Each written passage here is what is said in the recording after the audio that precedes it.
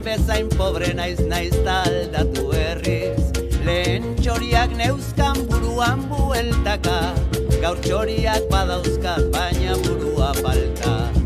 Nire zai, daudenak egon lasai, dirurik ez dut bialtzeko. Nire zai, daudenak egon lasai, gogoa baitut bizitzeko. Bertan bertako zu naiz bertakoak bezala, jainko zarrak nahi balu gorrotatu nazala. Bihar beste egun bat irtengo den ustean, ezer gehiago eska alnezaket dukean. Nire zai, daudenak egon lasai, dirurik ez dut bialtzeko. Nire zai, daudenak egon lasai, gogoa baitut bizitzeko.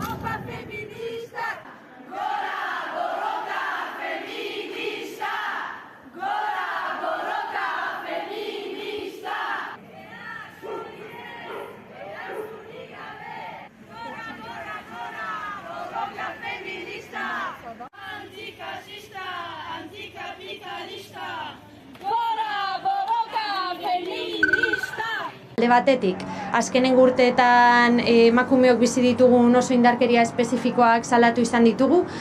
Aurten itzuli nahi izan dugu eraso sexisten kontura, azken aldian Bilbon gorakada bat sumatzen ari garelako. Beste alde batetik, leloak argi uzten duen moduan, gizonei erantzukizunak hartzeko eskatu nahi diegu. Azkenean asko ikusten dugu gure inguruan, gizonek erasotzaileak kanpoan edo beste batzuengan identifikatzen dituztelako, eta erasoak iristen badira heltzen diren puntura, hori da inork ez dituelako lehenago mozten. Beraz, eskatu nahi dieguna da erantzukizunak hartzeko, eta haiek dauden eta guri ukatuak zaizkigun eremu horietan neurriak hartzeko euren inguruko gizonek eta eurek beraiek geratzen dituzten erasoak eteteko. Eta azkenik, lotxak aldez aldatuko duela esaten dugunean, salatu nahi dugu emakumeok borroka feministari esker lortu dugula gure ahotsa entzuna izatea. Gaur egun oso zaila dela indarkeria sexistaren existentzia ukatzea, baina horren aurrean topatzen duguna dela gure erasotzaileek orain biktima izan nahi dutela euren izen onaren garbiketaren izenean eta abar. Gaurkoan kaleak hartuko dituzue emakumeak antolatuta, ez bazara konponbidea arazoa zara lelopean, zein behar, oraindik zergatik dago kalera irteteko beharra, zein garrantzia dago? Bueno, geroz eta urte gehiago pasa, geroz eta arrazoi gehiago ditugu kalera ateratzeko gaurko egunez izan ere, nik uste dugu badela garaia indarkeria matxistarekin amaitzeko, eta leloan esaten dugun bezala, ez da, ez bazara konponbidea arazoa zara, eta konponbidea izateko ardurak eskatzen ditugu, eta nolabait, gizonek eta gizon horien indarkeria, gizonek aplikatzen duten indarkeria horrekin amaitzeko, nolabait, badago egitura oso bat nun konplize pila bat dauden eta nolabait exigitzen dugu lelo horrekin ez, horrekin amaitu da dia, ez? Eta gizon hori zein mezu helarazi nahi diezue zuek mugimendu feministatik? Bueno, asteko eta behin gizon bakoitzak har dezala ardura, ez? Barkatu. Gizon izateari usteko eta ez horiek ez izateko erasotzailea, baizik eta beraien inguruko erasotzaile guzti horien konplize ez izatea eta lehen esan duten bezala ustea egitura horiekin eta ustea konplizitate horrekin, ez? Aha. Eta instituzioei zein dei egiten diezue, badute garrantzia ez da, lanketa, prebentziorako lanketan, baina gehiago ere zein da zuen deia? Instituzioei eskatzen diegu, benetan inbertsio bat egin dezaten indarkeria matxistarekin amaitzeko, ez? Eta borondate politikoa horretarako. Bai prebentzioan, bai osteko kudeaketetan, bai zabaltzen diren mezuetan, gaur egun egia da, kaso duela 2 urte baino baliabide gehiago daudela, baina oraindik ere baliabide asko falta dira, baliabide saturatuta daude, indarkeria matxistak hor jarraitzen du, eta ez hori jendartean, baizik eta instituzioa beran ere, ezta, ze egitura dauden eta nola funtzionatzen duten orduan, horiek amaitzeko neurriak hartzea, haien eskuetan dagoelako boterearen zati handi bat. Mila esker Helen eta jarraitu ezagun borrokan. Bai, mila esker zuei.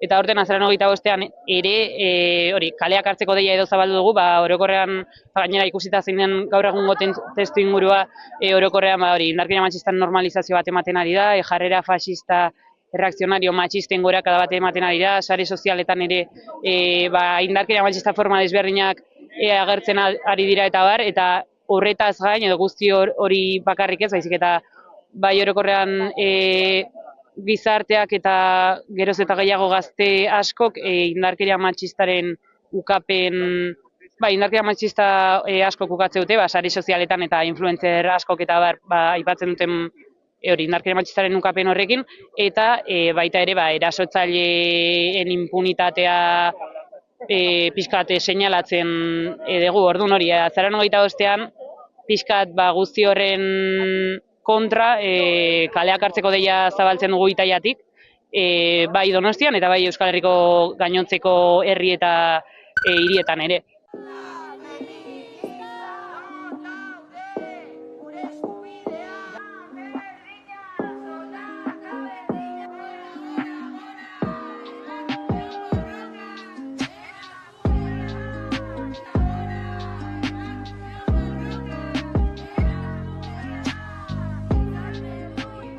Indarkeria matxista lan eremuan ezkutatzen den errealitate bat dela. Izan ere, datuek argi hitz egiten dute, urtebetean kalkulatzen da EAEn 22.000 emakume inguruk jasaten dituztela sexu indarkeriak bere eguneroko lanpostuetan. Hau da, 5 emakumetik batek lan eremuan jasaten du indarkeria mota hau.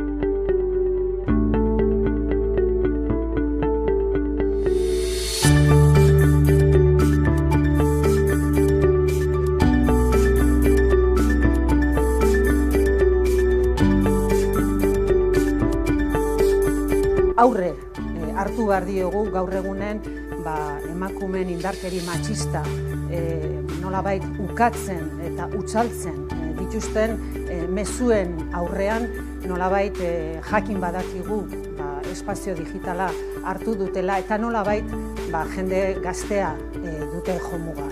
Baina ezin ahaztu gure gizartea eta gure gizartearengan jarrita daukagun konfiantza. Gizartearen zati handi bat eta baita ere gazte jendearen gehiengo bat berdintasunaren aldekoa eta badagoela batetik eta bestetik indarkeria matxista larritzat hartzen dute garbi.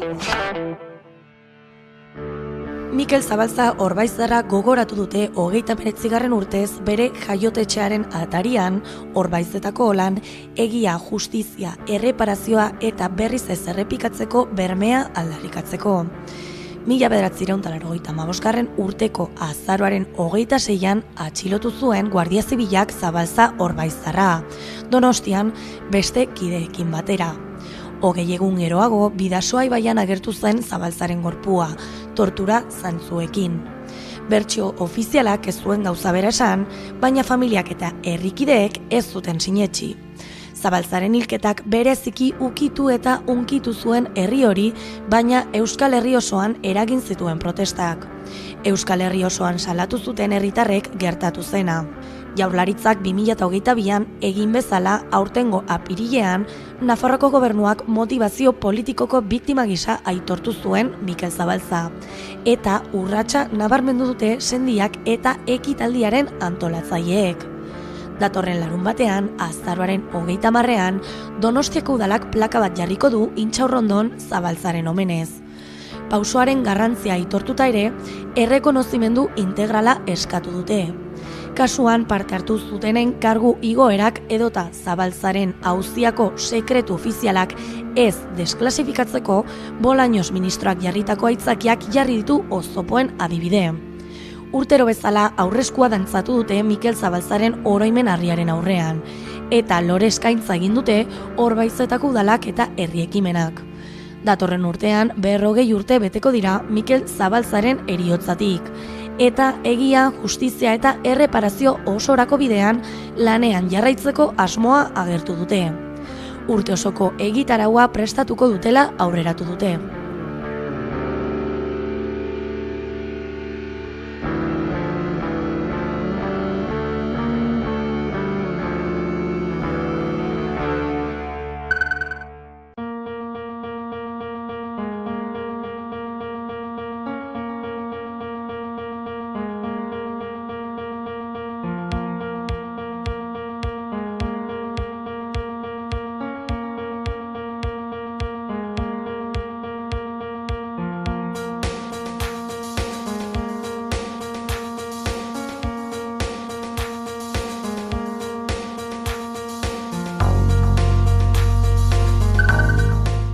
Eusko Alderdi Jeltzaleko lurraldeetako barne prozesua akaberara heldu da eta dagoeneko ezagutzen dira nortzuek eramango dituzten lurraldeetako zuzendaritzak. Jakina zer Maria Eugenia Arrizabalaga izango zela Gipuzkoako Buru Batzarreko presidentea, bigarren itzulian etzelako egon beste hautagairik. Bizkaian eta Araban espero zen lehiarik ez duena, Bizkaian Inigo Ansola eta David Salinas Armendariz izan dira Bizkai Buru Batzarreko gidaritzarako hautagaiak, azkenerako Inigo Ansola Salinas Armendarizi gailendu zaio eta bera izango da Bizkai Buru Batzarreko presidente berria. Herri libre bat nahi dugu pertsona libriekin, eta guk Bizkaitxik lan horretan jardungo dugu, etorkizunera begirebe. Indertzu gatoz, energiaz beteta, ilusioz eta apaltasun askoaz. Araban ere Gorka Urtaran eta Jone Berriozabalen artean aukeratu behar izan dute, eta azken hori izango da Araba Buru Batzarreko presidentea. Nafarroan ez da sorpresarik egon eta Unai Ualdek jarraituko du Napar Buru Batzarreko presidente, eta Pantxo Abinboarek Peio Etxelekuren lekuko hartu du Ipar Buru Batzarreko gidaritzan. Bien bitartean martxo amaierarako espero da Eusko Alderdi Jeltzalearen zuzendaritza berriaren izendapena. Hauteskunde eguna gaurkoan Euskal Herriko Unibertsitatean hurrengo 6 urtetarako errektorea aukeratzeko. Goizeko 9:00 zabalik daude hauteslekuak eta errektore izateko 2 hautagai gaurkoan. Eba Ferreira egungo errektorea eta Jose Ramon Bengoetxea. Iluntzeko 8:30 espero dira behin-behineko emaitzak. Hurrengo 6 urteetarako Euskal Herriko Unibertsitateko errektorea aukeratuko dute unibertsitateko 50.590 kidek. Tartean daude irakasleak, ikasleak, eta kudeaketa eta administrazio eta zerbitzuetako teknikariak. 16 urtean lehenengo aldiz, 2 hautagaien artean bozkatu beharko dute, Eba Ferreira egungo rektorea eta Jose Ramon Bengoetxea zuzenbidearen filosofiaren katedraduna dira hautagaiak eta hauteskunde kanpaina gora beratxoaren ostean, iluntzerako espero dira behin-behineko emaitzak. Unibertsitateko komunitateak botoa emateko eskubidea modu zuzen, aske, sekretu eta aztatuan izango du, hau da, boto bakoitzaren pisua aldatu egiten da hauteslearen kolektiboaren arabera. Horiek horrela lotura iraunkorra duten irakasle doktoren botoak 50,56,25 balioko du, 8. Lotura iraunkorra duten irakasle ez doktoreak eta lotura iraunkorra ez duten irakasle eta ikertzaienak, bestelako irakasle eta ikertzaienak 1,1,49. Ikasleen botoak 1,22 pasatxo balioko du, eta azkenik, kudeaketa eta administrazio eta zerbitzuetako teknikarienak 1,10. Oso egun garrantzitsua da, unibertsitate komunitatearen txat, 6 urtei begira, etorkizunari begira, erabaki behar ditugu, nor, nola eta zer erabakiko ditugu, lidergoa, programa eta lantaldea, ez da? Zentzu horretan parte hartzea funtsezkoa da, oso garrantzitsua da. Goizeko 9:00 zabaldu dituzte hauteslekuak eta arratsaldeko 6 arte zabalik egongo dira eta aurreikuspenen arabera iluntzeko 8:30 Bizkaiaretoko Michelena gelan Euskal Herriko Unibertsitateko idazkari nagusi Aitor Zuribendik hauteskunde batzordeko idazkari gisa errektorearen hautaketaren behin-behineko emaitzak emango ditu jendaurreko agerraldian. Errektore hautatuak unibertsitateko autoritate akademiko gorena hartuko du bere gain eta datozen 6 urteetan Euskal Erakunde Publikoaren kudeaketan eta zuzendaritzan funtsezko zeregina izango du. Iruñeko euskalgintzak prentsaurrekoa egin du abenduaren 11an Sarasate pasalekutik abiatuko den mobilizaziora parte hartzeko dei egiteko. Iruñeko auzo guztietan euskaraz ikasteko aurreskolak egotea eskatu dute. Adierazi dutenez murgiltze eredu bakarra dago momentu honetan Iruña osoan, eta aurretik UPNrekin biziren. Hitzetatik ekintzetara pasatzea eskatu dute EH Bildu, PSN, Gero Abai eta Kontigo Zurekin alderdiei. Iruñeko euskalgintzak AEK, AET sortzen IKA, Euskal Herrian Euskaraz, ELA, LAB eta Esteilasek osatutako kolektiboak, abenduaren 11an Iruñean mobilizatzera deitu du, Iruñeko auzo guztietan euskarazko aurreskolak eskatzeko.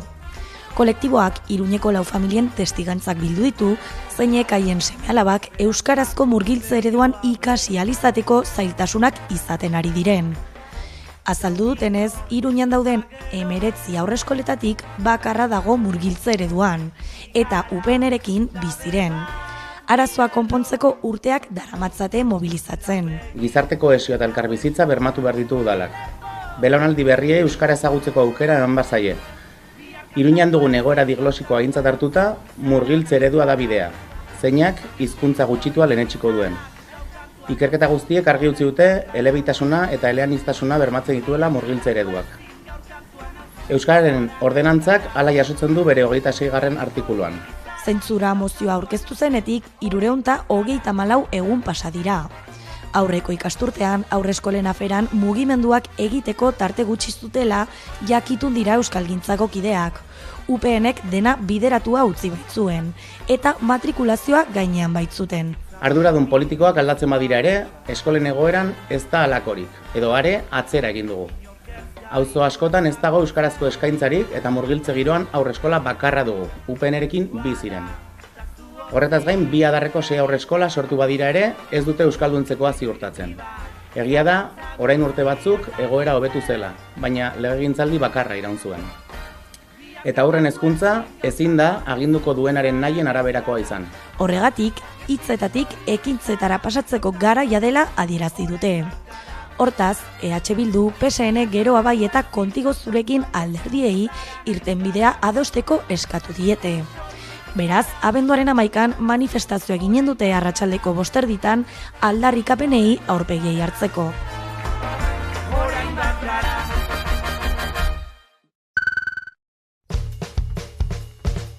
Iruñak LGTBI+ udal kontseilua izanen du 2025ean sexu aniztasunaren, generoaren eta berdintasunaren udal planean aurre ikusitakoaren arabera. Hala gogorarazi du udalak ohar batean eta aurreratu du laster 10 egun balioduneko epea irekiko dela Iruñeko LGTBI+ udal kontseiluaren araudi organikoaren proiektuaren proposamenari buruzko iritzia emateko. Pertsonek banaka edo araudi honen eraginpean egon daitezken taldetan, beren ekarpenak egin algo dituzte prozesu honetan. Astelehen honetan tokiko gobernu batzarrak udalaren webgunean argitaratuko den dokumentua onartu ondoren. Jasotzen dituen jarduera ildoen artean, Iruñeko herritarren eta LGTBI+ herritarren sexu aniztasunaren beharrak eta interesak jaso eta erantzungo dituen udal administrazio inklusiboa bultzatu eta bermatzeko beharra jasotzen du. Eta zehazki, LGTBI+ politika publikoen antolaketan pertsonen eta kolektiboen parte hartzea sustatzea. Iruñekoan Nafarroan arlo horretan garatzen den lehen ekintza plan estrategikoa da. Eta politika publiko horien garapenaren oinarriak finkatzen ditu. Udalaren zeharkako ekintza tresna sistematiko nagusia bihurtuz berdintasuna eta LGTBI+ pertsonen eskubideak bultzatzeko, gizartea sentsibilizatzeko eta hirian edozein motatako LGTBI-fobia, diskriminazioa, desberdintasuna eta indarkeria desagerrarazteko. Erreglamendu proiektu hau irailaren 24tik urriaren 7 bitartean garatu den partaidetza prozesu batetik sortu da, eta zenbait astez jarraitu da, pertsona eta erakunde interesdunei entzun da.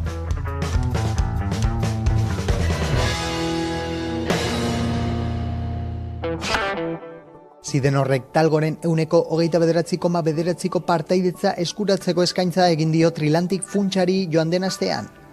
Erosketa operazioan PESA konpainia poloniarrak ere parte har dezakela dirudi. PESAk tren makinak, eskualdeko trenak eta tranbiak ekoizten ditu, baina ez abiadura handiko ibilgailuak. Beraz, bere negozioak osagarriak izango lirateke. Enpresa honek Talgoren posizioa indartzeko gaitasun industriala izango luke.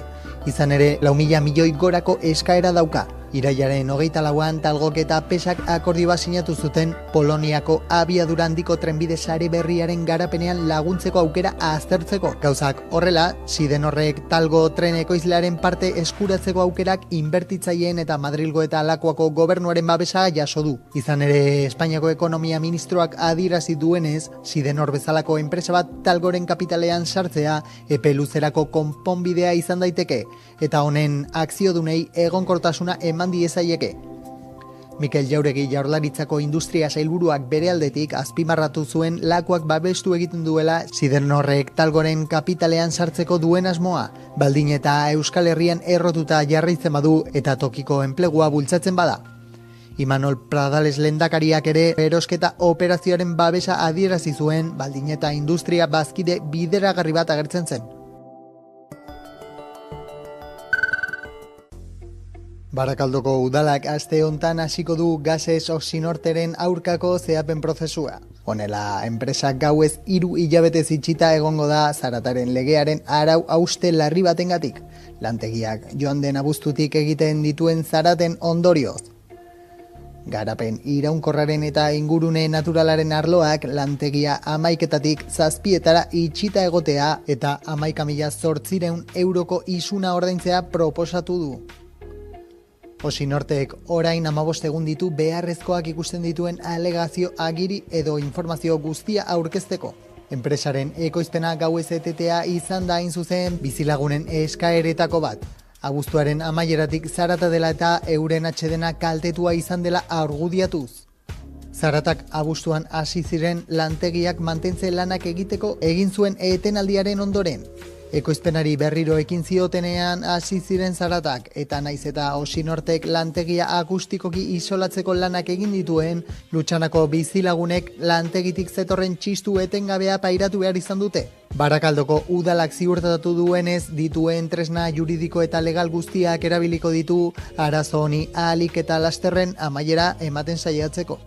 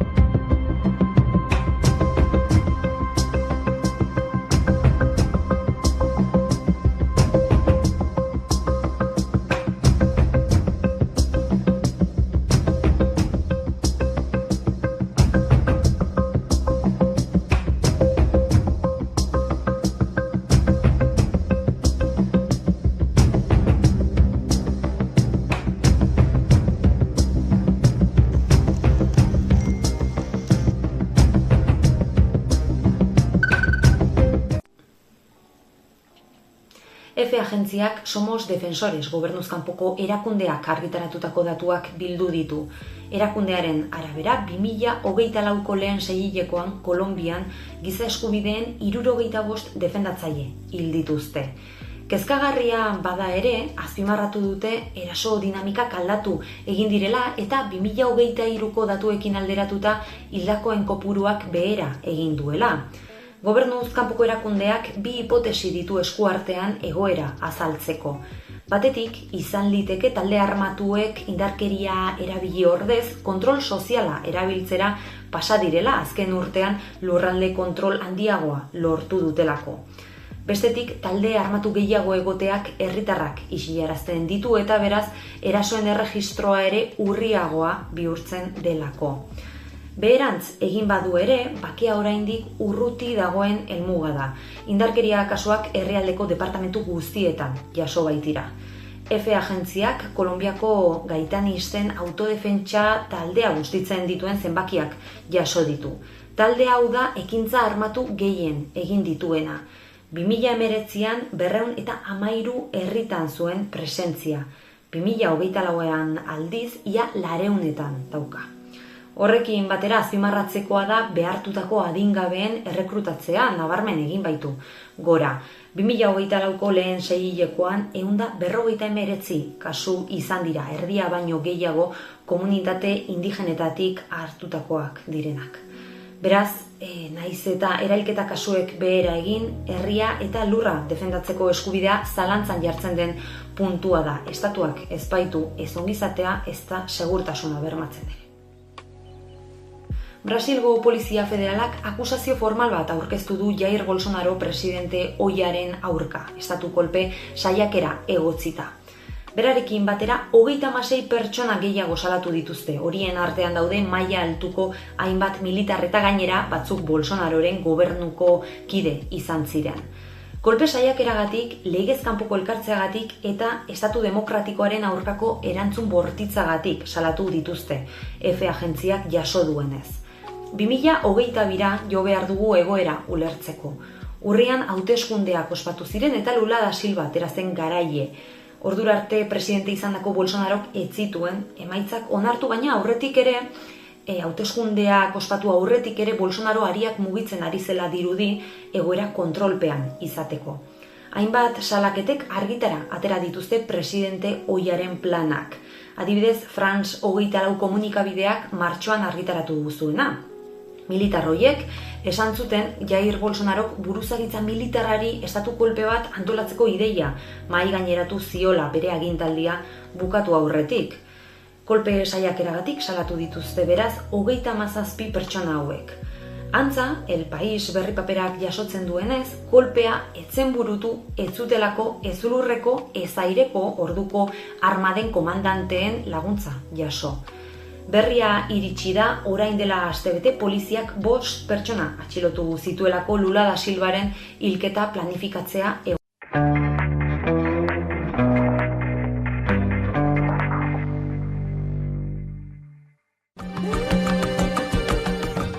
Zukume hori 7 hilabete eman duzu, eta maitatu duzu, amestu duzu, sentitu duzu, orduan ikusi nahi duzu.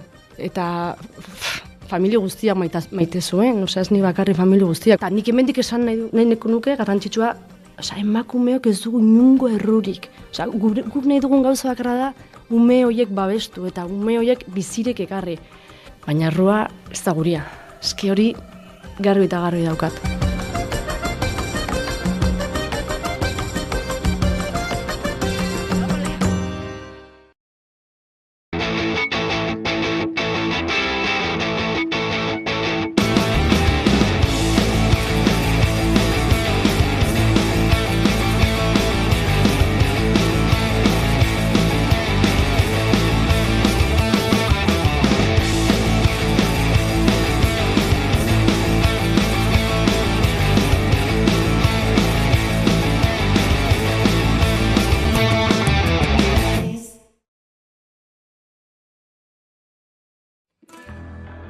Kaixo, gutuka gara.